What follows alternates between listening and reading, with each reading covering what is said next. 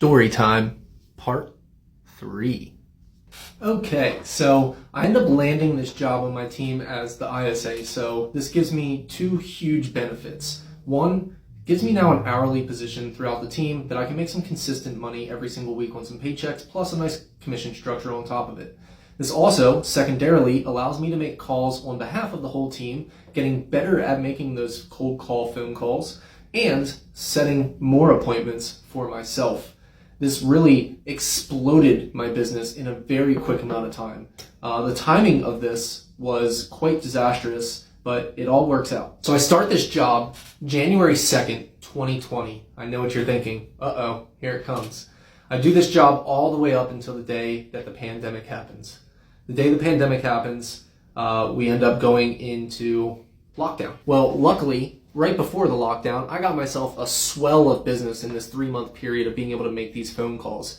I have like 7 deals under contract carrying me through the pandemic time, and I will be honest with you, I got a little bit of the same vibes as everybody else did and got lazy over the pandemic and was not making the calls like I should have, even though I did have the hourly position to do so. Luckily, I was doing so well in the position before that even though I did have that 1-month period of not doing a whole lot of real estate, I had enough clientele to carry me through all of that and continue to keep going after that happened. So finally the pandemic breaks and we're able to get back out there and start selling real estate again, and that's exactly what I do. At this point, I'm only working about 10 to 15 hours a week as the ISA, and I do that for about 2 or 3 weeks after the pandemic ends. By this point, I have so much business to handle that I just can't be the ISA anymore, so I tell my team, I'm sorry guys, but I gotta stop doing this position, and I gotta start working my own clients full time. Damn, will I tell you, is that a good feeling to be able to quit that and go back to being a full-time agent? And that's exactly what I did. I hit the ground running, and I took 2020